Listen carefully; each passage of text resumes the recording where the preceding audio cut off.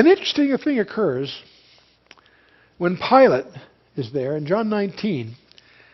It says Pilate wrote a title, or titlon is what it actually is, and put it on the cross. I'm interested in this. It wasn't Pilate's servant or his assistant.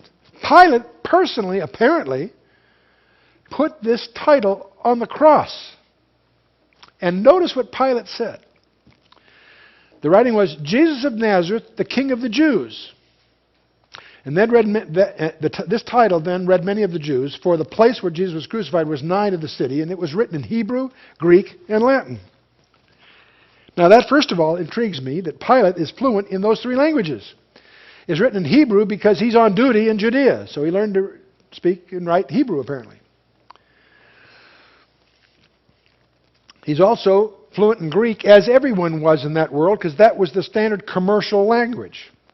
He's also obviously competent in Latin because that was the official language of the Roman Empire. As the years go by, Latin will begin to supplant Greek in many places, but still. What's interesting, Pilate wrote this personally. I think this is interesting for a number of reasons. Let me show you a surprising one. When you and I miss the point, there again, the priests and the Pharisees come to our rescue. Then said the chief priests of the Jews to Pilate, write not the King of the Jews, but that he said, I am the King of the Jews. Notice, they're willing to say, if he says, I am the King of the Jews, they're happy with that. That's surprising, isn't it? What are they upset about? What's the difference? Whatever the difference is, Pilate did what he did deliberately. He answered, what I have written, I have written. He's not about to budge. Now, you and I, as we watch this, can't figure out what's the difference.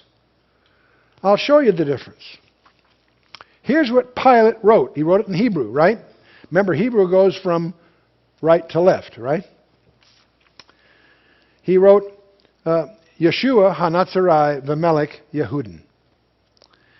That in Hebrew will be 4 words with 4 initial letters. The initial letters of those 4 words is a yot, a he, a vav, and a he. The unpronounceable name of God. Now, well, who was right? Now, you could conclude from this that Pilate is authenticating Jesus Christ's deity here. I might not go that far. But clearly he knew that it was the habit of the Jewish leadership. They love acrostics. Many of the Psalms are acrostic. The Jewish leadership loved word games. They always took great stock in the first, in what they call acrostics. Pilate is deliberately writing this as an acrostic of Yahuwah, as the Jews might say, or Yehovah, or Yahweh, or however you want to pronounce it. It's the unpronounceable name of God. Either he was just doing this to tweak them, probably upset that these guys put him in this spot of having to be entangled in this controversy, or maybe, just possibly, he may have had insights that go beyond what we generally accredit to him. He was profoundly impressed the way Jesus conducted himself personally. Jesus pointed out to him, you have no power over me unless God gave it to you. I mean, that whole interview with Jesus, out of which he brings Jesus out to the crowd and says, I find no fault in this man. What a statement.